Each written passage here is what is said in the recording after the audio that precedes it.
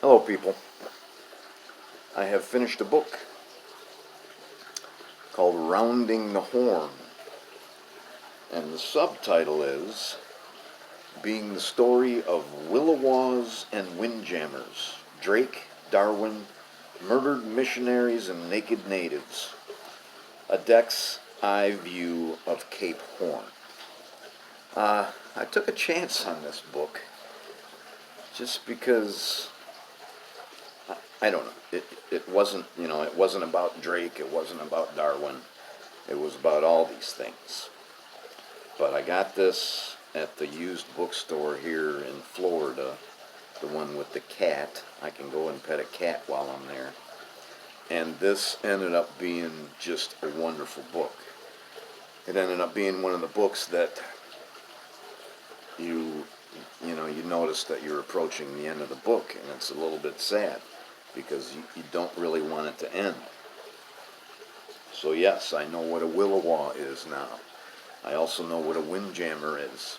I knew that a windjammer was a sailing vessel, but I didn't know that they made them so huge that some of the windjammers were 400 feet long, and they were still in use in the early 1900s, pretty much just to round the horn. Uh, what an amazing thing to carry cargo like that and not pay for any fuel. Amazing. This is a fantastic book. I wrote down a couple of book titles that they quote freely from in this book. It's also a sad thing that I probably will never get those books because I don't order books from Amazon. I just find them at used bookstores. But let's get to my notes here. This was 332 pages. Took me 7 days to read it. Published in 2004. And my first reading comes right out of the introduction.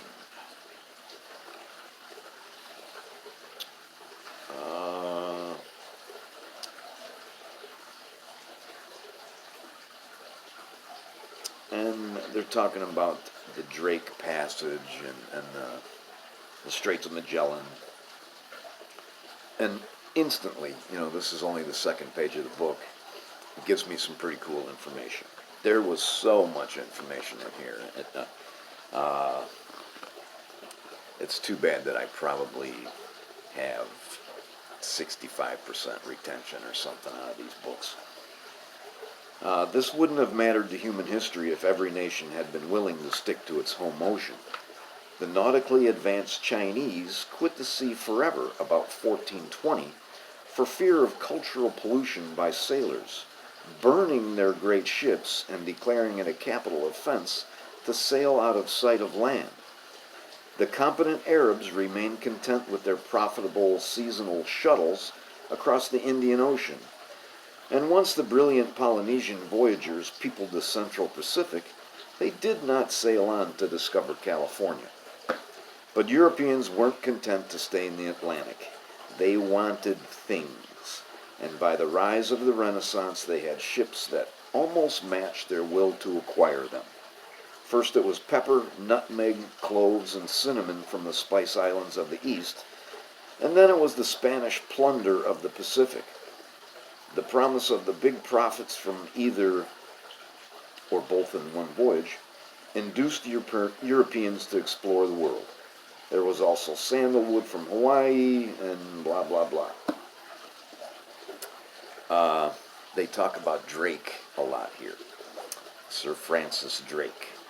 I need to learn more about Drake. And I've got the last paragraph on page 92. But there was some good info here about Drake.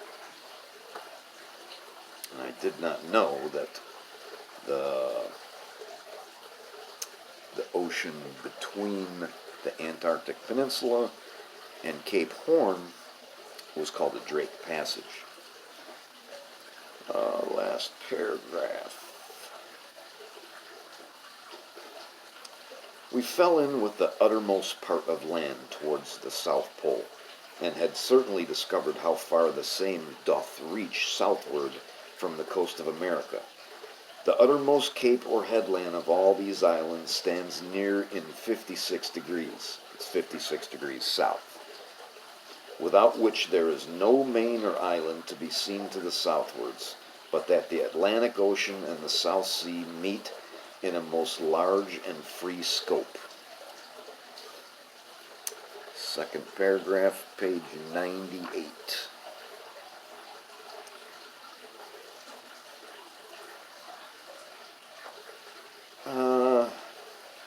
As we pass just shy of the island's eastern end, Hamish explained that this was the point where the Beagle Channel tides meet. And then when this author says Hamish, part of the book is about his own voyage aboard a ship called the Pelagic, and Hamish is the captain.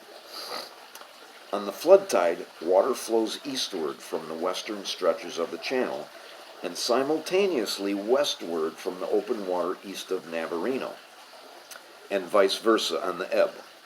In proper nautical usage, wind is designated by the direction from which it blows, whereas a current is designated by the direction in which it flows, which makes sense when one thinks of terms of what a sailor wants to know about both forces.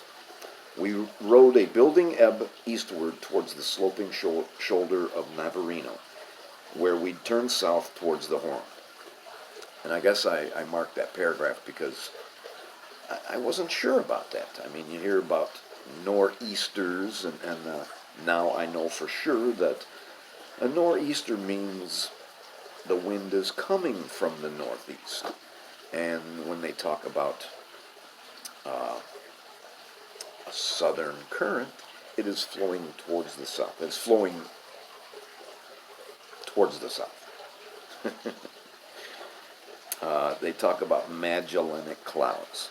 Magellan has a lot of things named after him, and the Magellanic clouds are one of them. And that's just, it's part of the Milky Way that those of us living in the northern hemisphere will never see unless we cross the equator. You know, there's Magellanic penguins and the Magellan Straits, all kinds of stuff named after him. He didn't even survive his circumnavigation. He got killed by some natives, Magellan. The book talks about the Indians that live in Tierra del Fuego all over. That's just a whole bunch of little islands. There's 3 different types of Indians. They're all extinct right now. They did not survive meeting white people. It was very sad. I mean, the Indians were what they were. They got in trouble because they stole a lot of things from the white people, and the white people made it worse because they brought diseases, and the white people insisted on preaching Christianity to these poor people, and these people didn't even have a word in their vocabulary meaning spiritual. It happened all over the world. Bottom of 135 to the top of 136. Whatever I have chose to read about the Indians here, it's not going to do justice to what's in this book. This brings up a broader, older question. How did anyone get down this far, Yagan or otherwise? Every pre-Columbian person who ever lived in North and South America descended from some shadowy proto-Indian who crossed into the New World from Asia at least 12,000 years ago. From this singular stock branched the Inuit, Iroquois, Creek, Athabascan, Zuni, Inca, Aztec, Toltec, through a process now called genetic drift. Humans flowed into every part of the Americas, from the Arctic Circle to Cape Horn, not just the places with nice weather, as if probing at the boundaries of human possibility and finding none. They pressed on southward to the end of the line, not because they had to, but because they wanted to, because it was there. And now among anthropologists and archaeologists, there's a big debate about whether, people walked from Alaska to Tierra del Fuego, And Tierra del Fuego means land of fire. Whether they walked or whether they took canoes and did the whole thing via the water. It talks about Charles Darwin a lot. It talks about the captain of the Beagle, Fitzroy. Fitzroy ends up committing suicide. The last guy, the Beagle was there before, and there was a guy named Stokes on the Beagle that was supposed to be mapping and charting all these islands. He commits suicide. And on the Beagle, they bring these Indians to England. Then they bring them back like 4 years later, and it's just, it's a comedy of sad, pathetic errors. It takes a few pages to talk about latitude and longitude, which I'm not a navigator. I have read quite a bit about it. I understand it probably more than the average jack-off, but I'm not sure if I understood exactly what the prime meridian was. Now I do. The equator is the natural starting point to do latitude. But when people started to map the Earth, whalers would find islands, and they would tell other people about it. People would go and try to find these islands. They couldn't find them because they didn't know exactly where they were. So you needed not only latitude, but you needed longitude. And they just created an artificial line across the Earth that goes through Greenwich, and it's called the prime meridian, and everything went from there. Not only do I understand what the prime meridian is, but I understand why it is. England had the sea power. England had the chronometers, which they took on board ship. These were just very accurate clocks that remained very accurate when they took them on board. The Beagle had 12 of these things, just so that they could compare them to each other. So that's why the prime meridian goes through England, because they were the ones able to do this.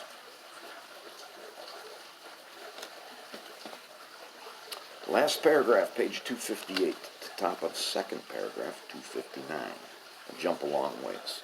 There's so much in this book that I didn't stop to note. If you're lucky enough to spot this book, get it. By 1900, everything had changed. Oh, this is going to be about the ships. The ships had gotten bigger, doubling in size while carrying less than half the crew in number.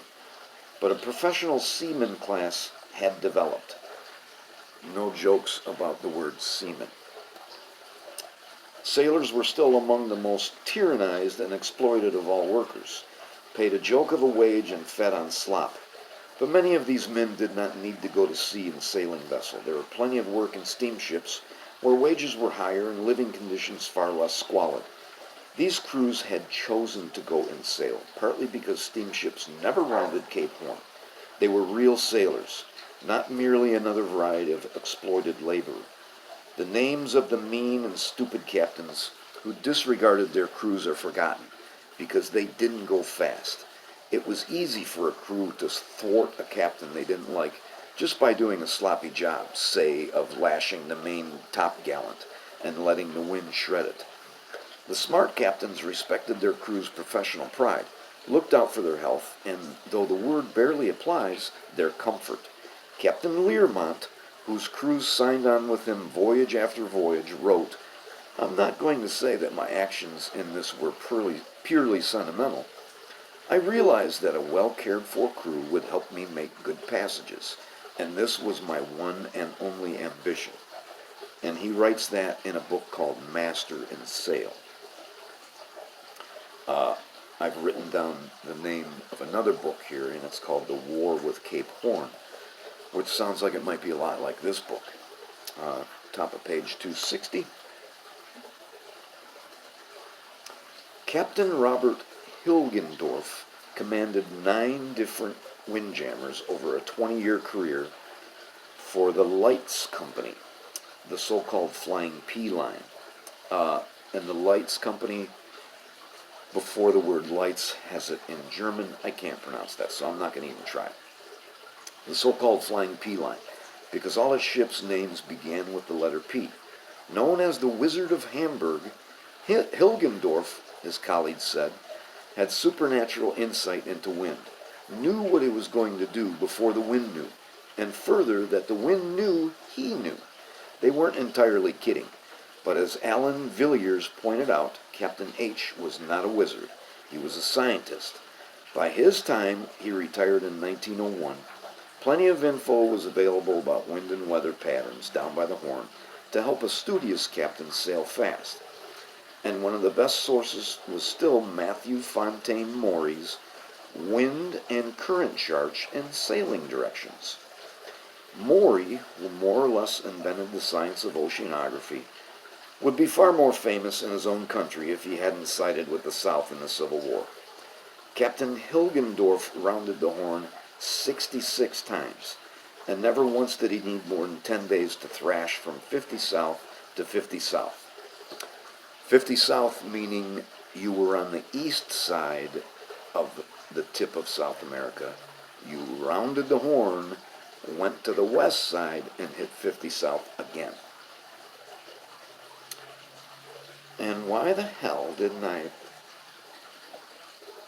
I was supposed to mark this thing about these Norwegians or the Swedes. God damn it. I never marked it. The thing that I wanted to mark, but I didn't, was just about the multinational makeup of some of these crews. They wanted Pacific Islanders. There was French, English, German, Italians. Everybody was there. Spanish.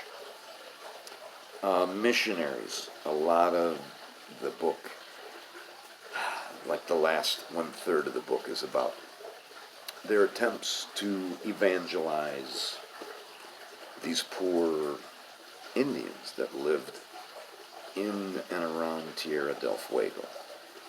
And it never worked very well. And the Indians ended up murdering some missionaries. I don't even know if murdering is the right word. They probably didn't consider it murder.